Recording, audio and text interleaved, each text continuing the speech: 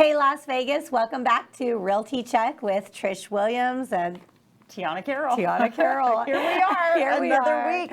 Yes, And another week, another month, another year, right? Another year, yep. So we said that we were going to do our market report this week, and we're going to talk about all of the numbers that happened not only in December of 2022, and we'll just sort of do a quick overview of the entire year with our numbers.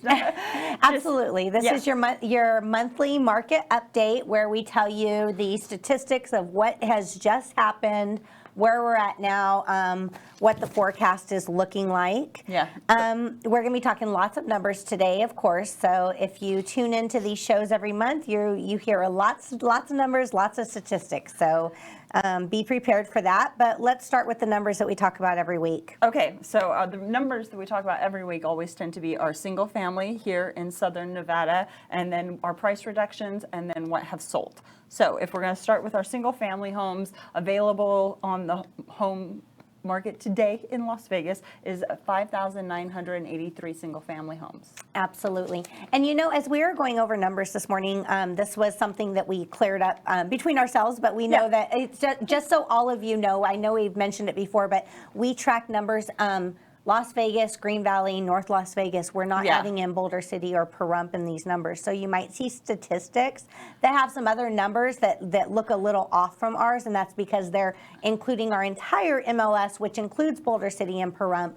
But we stay... it's like 3 counties. Yeah, we stay pretty localized here in Las Vegas. Us as realtors, where, you know, most people that work in Pahrump, though we do sell there. Yeah. We do sell in Boulder City occasionally, but it's not our focus market. Yeah, it's not our stomping ground per se. We go there, we do what we need to do, but there are agents who live and work in those areas. Right. So, yeah, but 5,983 single family homes on the market, that's down, right? We saw a little bit of a spike at the beginning of fall, and we were up to about 7,500, I think was the max that we got. Now we're just under 6,000, which puts us roughly about 4 months of inventory on market. Yeah. So still pretty balanced. Definitely not a buyer's market in the numbers per se, but in opportunity, it is a buyer's market. Oh, yes, for sure.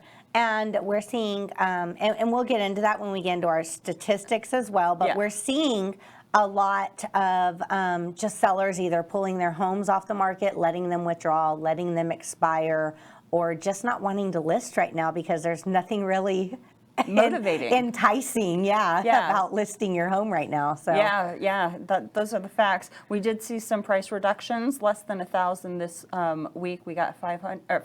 I wish we had 855 price reductions this week happening. Well, last week it was in the 300s. Yeah. Right? So this is we're seeing a little more of that. And again, I think that's seasonality. It is. Because last month people were in December and they're like, what's the use of dropping our price in December? It's Christmas. Everybody's like, you know, not really, they didn't think they were going to have impact from a price reduction in December.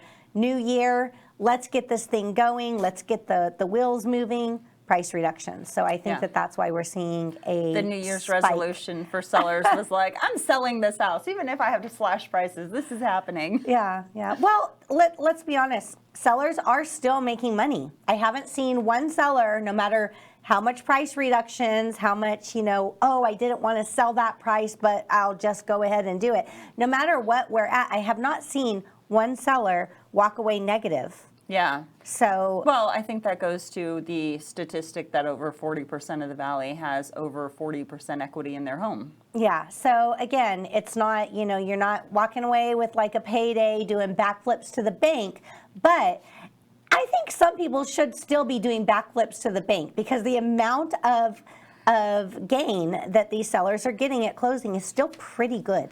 Yeah. Well, it's been a wild roller coaster ride over the past few years in real estate, and the numbers all show it. Like, and I think that it's still right now. I'm seeing the prices going back to where we were in 21. It's like, oh, well, forget 22 happened. That wild roller coaster was a bunch of stress for no reason, right? And we just sort of reset to where we were in December of 21. Yeah.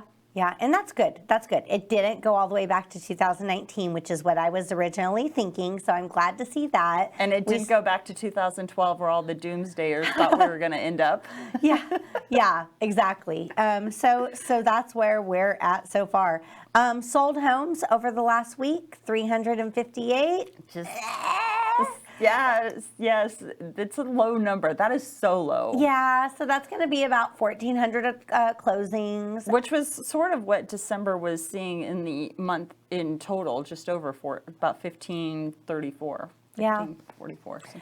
And I've during the hardest part of the crash, Okay. their closed units was about 1,100 or 1,200. Yeah. So we're pretty, that's pretty much the reaction you get in a downturn, is less closings, and I think we're right around that number. What my crystal ball is showing me, not so much home values coming down, but just the amount of business that is actually happening is a lot slower, less of it going around. Well, who wants to shop when you're not certain about what's going on? Who wants to buy? Who wants to sell? Who wants to make big life decisions when you don't know what's going on? I mean, there's even some things that have nothing to do with real estate in my personal life where, we're just like, let's wait and see what happens this year. And I feel like a lot of people, everybody, the population is like that, or in that spot, like, let's just see what's happening before making any big moves. Yeah, fair enough. That's something that we broached on a few different times in this show, just the amount of inventory and sales that are going to happen. And that's what some of the economists were predicting. You sent me, I don't know if they were notes or an article, but I was reading through it, and it was talking about how economists were predicting a 33% drop in the amount of closings that are going to happen. Right, and they're not predicting price drops. Right. That's, I mean, again, depends on what news article you're reading. Some of them are.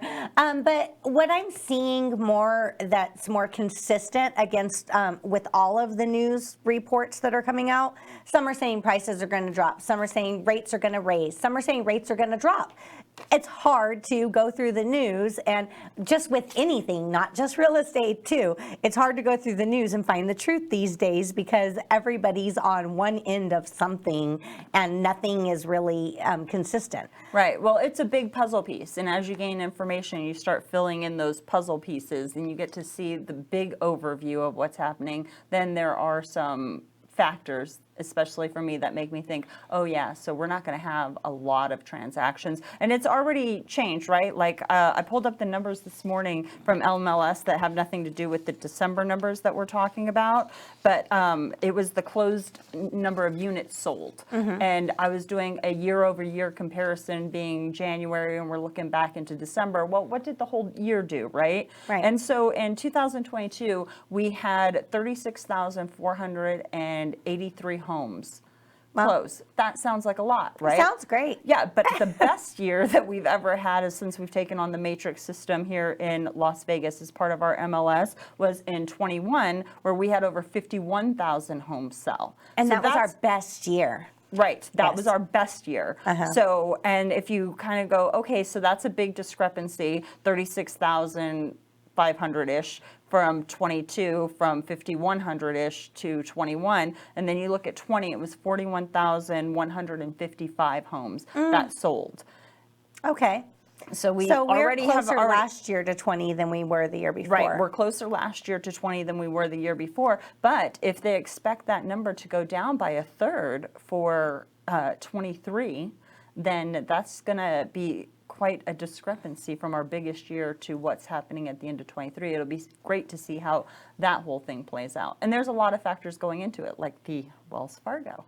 Yes. Let's talk about that. So one thing that has been consistent across the board that we've been hearing from all news sources is of course that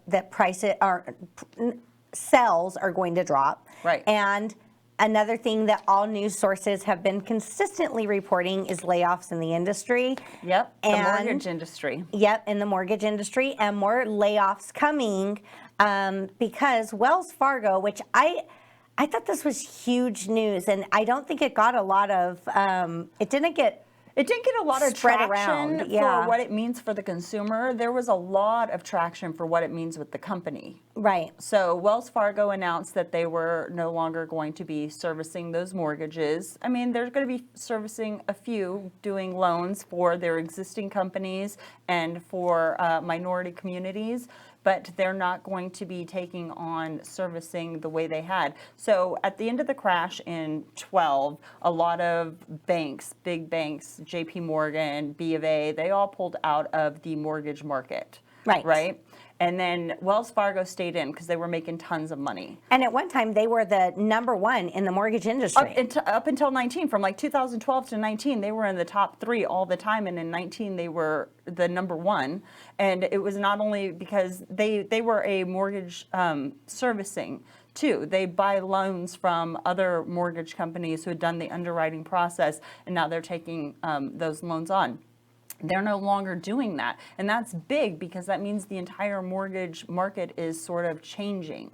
Yeah, it's just imagine any type of big industry where you sell anything and one of your buyers just backed out and said, we're no longer buying. Yeah, we're done here. We're not buying those anymore. Yeah, so they'll service their customers, their existing customers, and they're starting a low-income housing program and getting into this, they're putting money into some low-income housing initiative, and they're Right. focusing a lot on that too. Right, that's where they're going to focus their attention. And they've always sort of had that image of being the bank for the consumer, the Right. people's bank, that kind of image. So I'm pretty sure they're putting that into play to maintain that image, but it's sort of underlining, I don't know, maybe it's me, I'm the conspiracy theory queen when it comes to banks and money and government. But it seems like they are now, instead of really truly being for the people, they are going to be more in the sort of JP Morgan Chase and be a little bit more institutional and working with institutional investors, and that money is going to be available because that's going to help their bottom line, right? Right. Because I mean, if we're being honest, Wells Fargo's been all over the road since 17 when they got busted for those fake accounts and they got all those fines. And then in 19, they were at the top of the mortgage game. And now they're like, just kidding, we're not going to service those because they can't grow their bottom line with all the constraints that they have from that 17 issue. So, well, besides that in 17, besides the bad things they did have around 16, 17, they had a program, a down payment assistance program. I can't remember all of the ins and outs of it, but I do know that I had clients that used it, a couple clients that had used it, and it was a pretty fair, pretty good program. So I'm hoping with their low-income housing initiative that they're working on, that they're going to bring some more of those programs out for those first-time home buyers. Right. Well, seeing a big player leave the market and changing the mortgage industry, that's going to, in my opinion, and it's only my opinion, my crystal ball, that it's going to be difficult to get loans. Maybe the interest the interest rates will drop and maybe they won't, I can't speak to that. I'm assuming they're going to drop. They usually do. I had someone tell me 12% yesterday, and I was like, oh my God, please don't make that happen. Don't speak that into existence. We're not interested. Yes. No, but I think just getting a mortgage in general, because I'm seeing it now in little glimpses with some of my investors where they're like, oh, so that loan value, we're going to have to adjust that a little bit. And they're tightening those reins. And I think because the mortgage industry is changing, I think that is a factor that people haven't started to talk about yet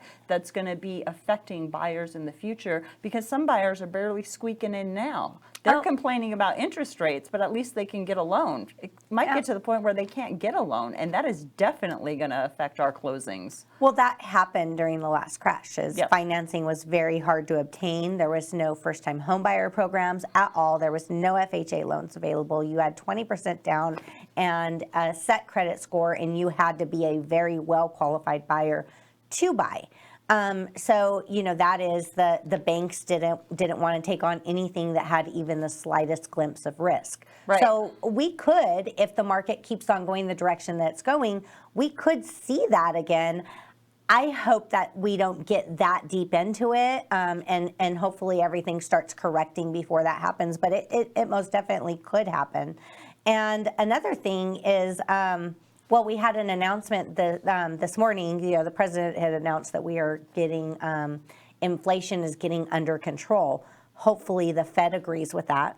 Yeah. And will during their next meeting, that will, they'll look at interest rates a little bit better, and that will affect their adjustments that they've been making. Right, because I'd like to see them drop down, because the last time I think they did was 0.5. Let's drop down to like 0.25. That sounds great.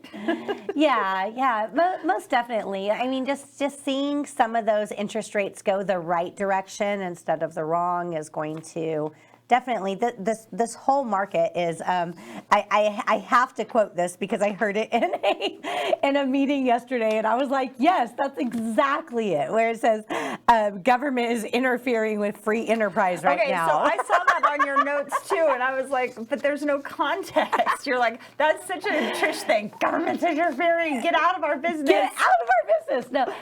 So, I mean, they have created this, okay? So they have created this. The Fed did this purposely to slow down the housing activity, the housing market. The consumers didn't say like, hey, we don't want to buy anymore. The rates actually have made this happen, and it's them adjusting rates to make this happen. Yeah. So yes, that is definitely interference. Well, they've always sort of had that control and the ability to do that, so it's nothing new. Go away! Government's affecting my business. Stop. Yes, go away. All right, Trish. All right. Yeah. All right, so we talked a little bit about Wells Fargo and how that's changing the mortgage market. Some people think that it's going to be lower interest rates by the end of the year, but harder to obtain those loans. So that gets me back into all the conversations that I'm having are like, used to be affordability, like get into the market before it's not affordability, but now get into the market while you can still get a loan, because who knows what's going to happen. Yeah, no, it is true. You know, when you see big players like Wells Fargo getting out, it's a little concerning. Yeah. It's a little concerning, and there could be, there'll always be a point in time where, just the numbers don't make sense for, these big, huge corporations, these big, huge industries that we're so used to seeing that, household names and things change. The mortgage industry could change. It's risk management. They don't want to service other people's underwritten loans anymore, because if people aren't making those payments, they're stuck with it. So. Right. Yeah, but people are very well qualified that are getting financing these days. Another thing that I wanted to touch on too is I've been seeing appraisals come in low. Yeah. I remember a couple meltdowns a few weeks ago. Last week. Has it only been last week? Yeah, last week. But no, it's just that's just another indicator. The banks.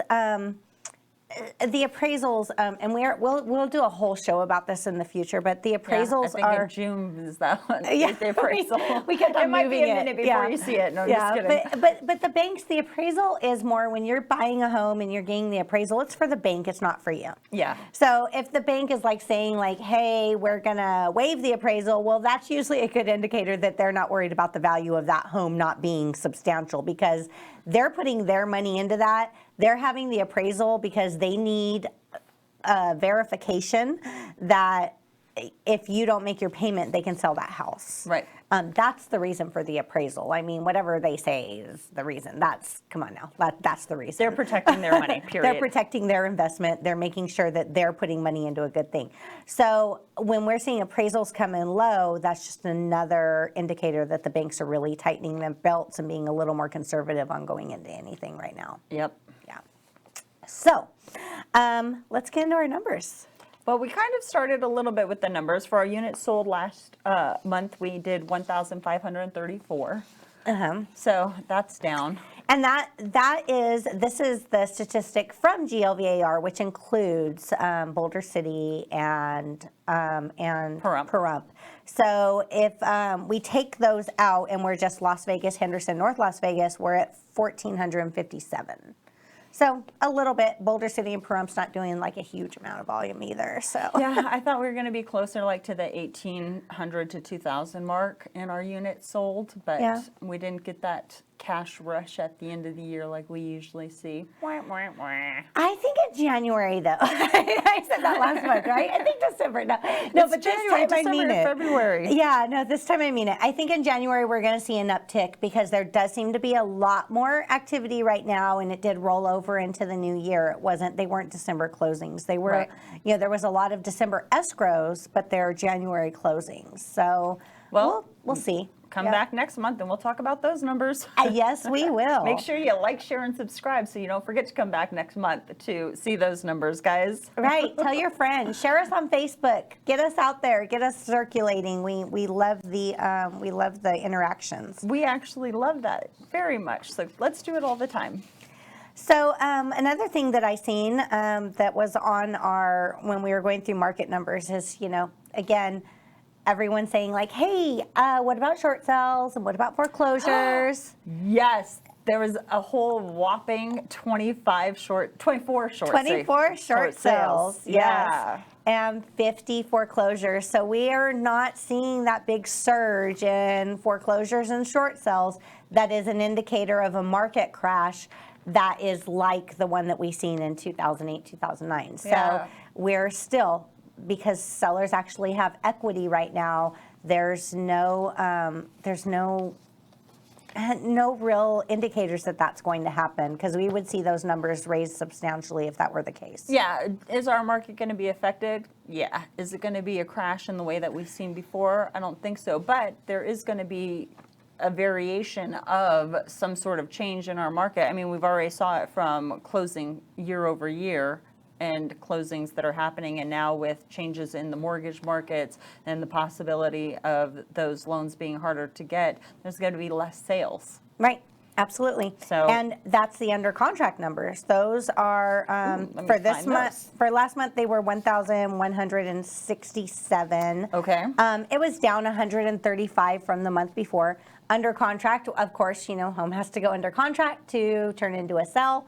So those are still indicators of those dropping sales numbers that we're seeing. Yep. Yeah.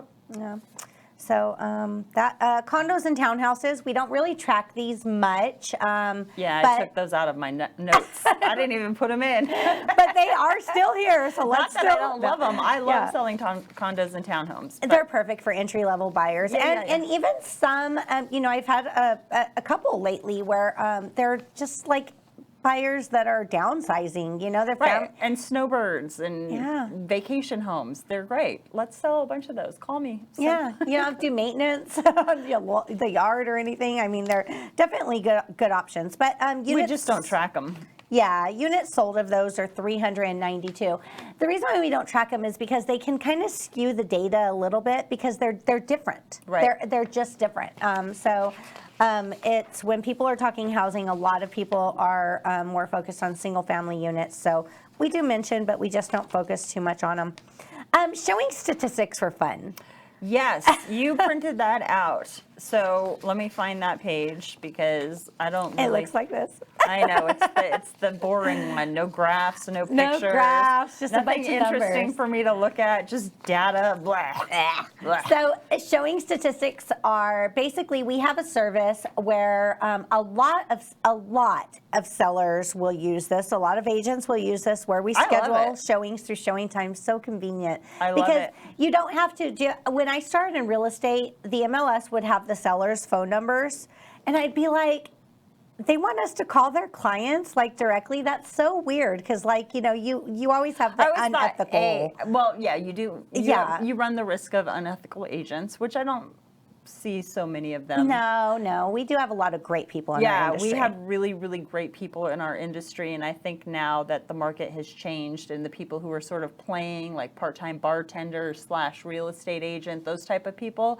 have been leaving the market because there was a big drop of people not renewing their license January 1st. And our dues keep going up.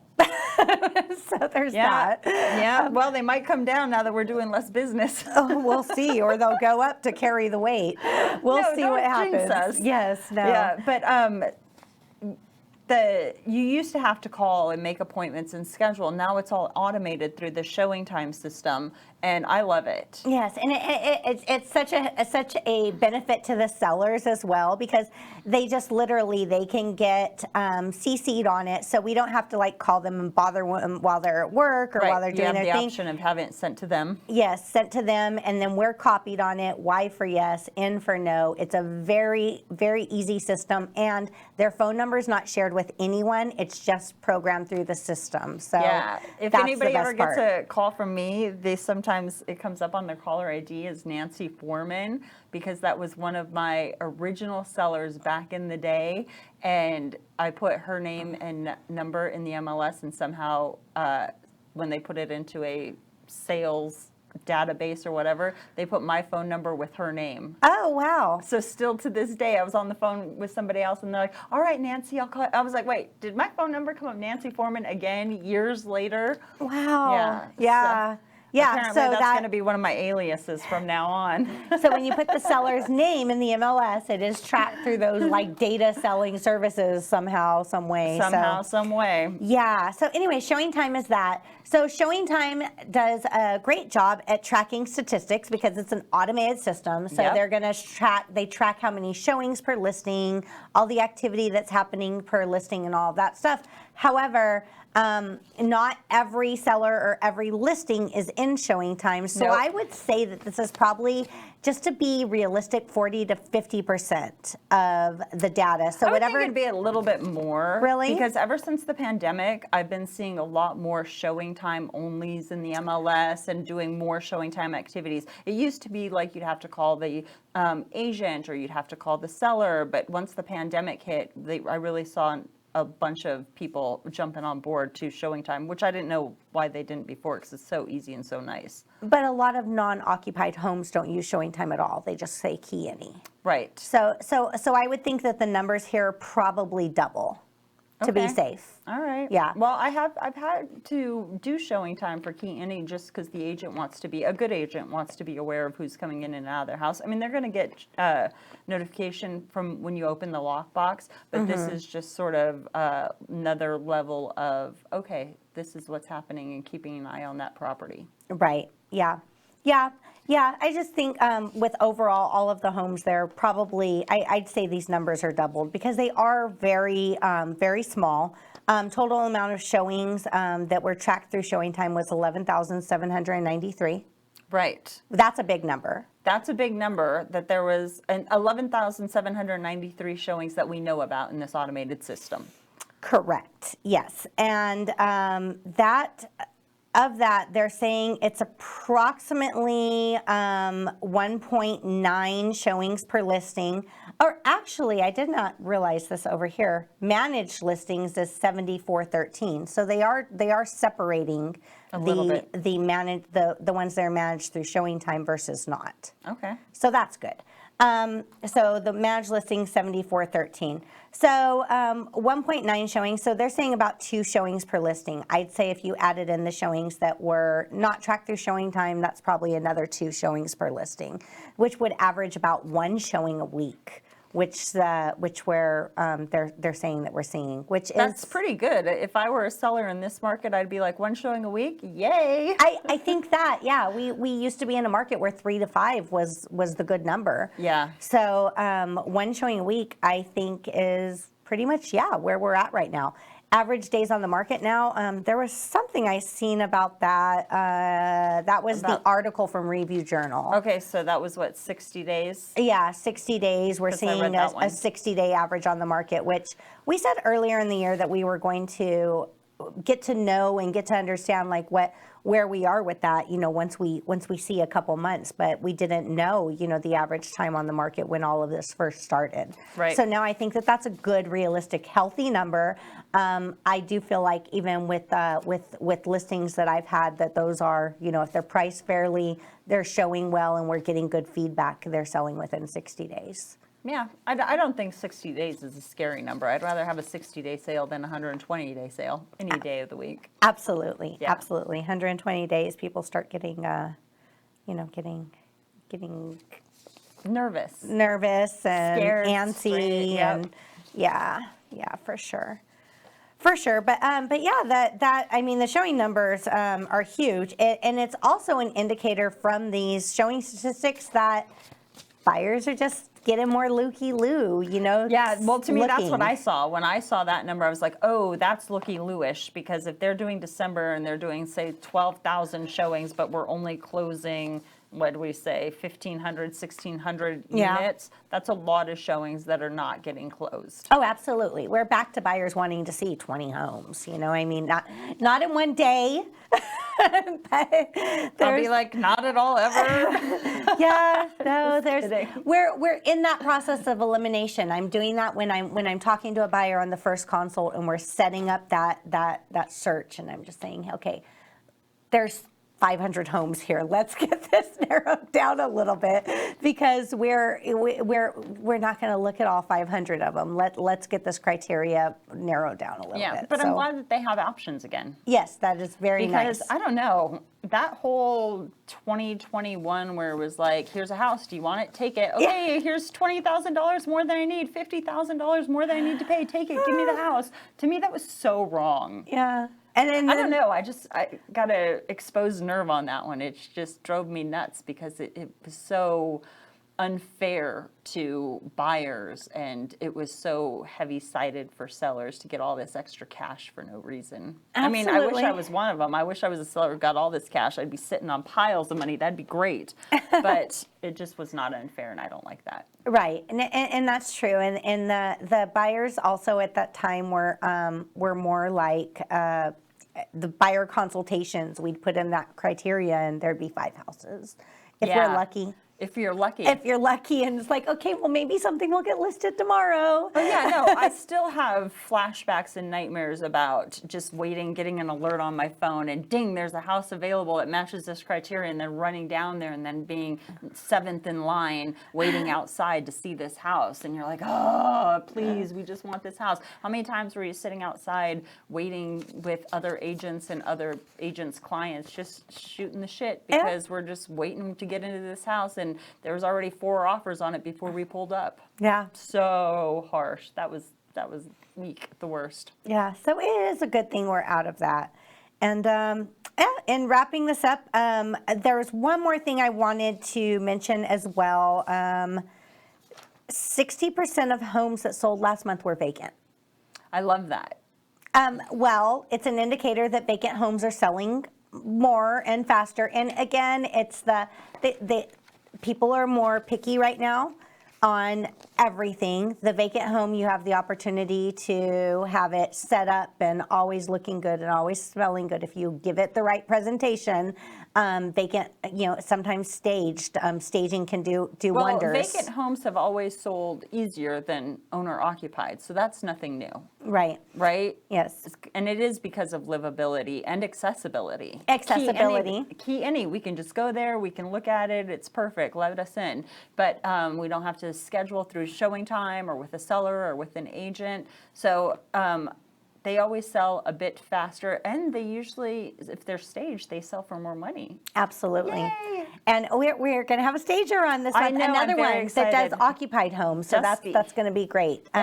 Yeah. So yes, and they do. Vacant homes do sell quicker and better. And again, if agents are scheduling showings with a buyer and they have 10 homes to show that day, they're going to go for the vacant ones, or the ones that are easier to access first. Yeah. Because that just makes their scheduling Well, even easier. from a buyer standpoint, too, buyers sometimes feel weird, a majority of them, opening cabinet doors and closets when people live there to check out storage space, or saying something in front of them, especially if the owner occupant is home. They don't want to be like, oh, it smells like dog in here, or offend them. So they're usually, when I go out, they piddle around and open every door in a vacant home, and then in an owner occupied home, they're in and out. Yeah. Don't want to inconvenience anybody. I feel weird. I don't want to touch their stuff. Let's go. And I'm like, no, touch it. Open the door. Look how much storage this is. This could be a good home for you. Yeah. So it does, and the numbers are definitely indicating that. Where during the height of the market, they weren't. They were pretty even, but that was because there wasn't homes available. Right. Everything was selling at the height of the market. It didn't matter what it was. Exactly. You're like, here's a storage shed. We call it a tiny house, and they'll be like, I'll take it. Here's 30 extra grand. grand. That's true. I had someone tell me that he was living in a remodeled storage shed. And I was like, oh, okay. Versus the original condition of the storage shed, it was remodeled. I don't know. It was just like, it was an odd conversation that I had with the seller at one point in time. He was wanting to sell land, and he said he had a remodeled storage shed on the property that he was living in. All right. Well, listen, we all got to do what we got to do. Yeah. So, in wrapping up, if you guys are watching, please like, share, and subscribe. Tiana, how do people get a hold of you? All right. Well, I'm Tiana Carroll. You can see me here every Thursday morning, or you can give me a call or shoot me a text to 702-379-9948. That's my cell phone. It's with me always. And I'm Trish. You can reach me 702-308-2878. Tune in here, and please like, share, subscribe. Send us listener questions. We really would like to hear your feedback and what you guys want to hear on the show. And that's vegasrealtycheck@gmail.com. And we will see you next week. Trish, how do they get a hold of you? Did you say it already and I did. missed it? Yes. Oh my God. Okay, so I'm not going to You tuned out on me while I was Well, I talking. was like looking at the screen. I'm like, I really love this backdrop. Okay, like if you're hearing us on iTunes, then you're not seeing it. But we have this beautiful view of Las Vegas behind us, and I never really looked at it until you were giving your contact information. But luckily, I know how to contact you. Yes, good. Thank you. Sorry, I spaced on you, girl. No problem. So yes, we will see you next week on Realty Check next Thursday at 9:30. Thank you for tuning in. All right, have a great week, you guys. Bye. Bye.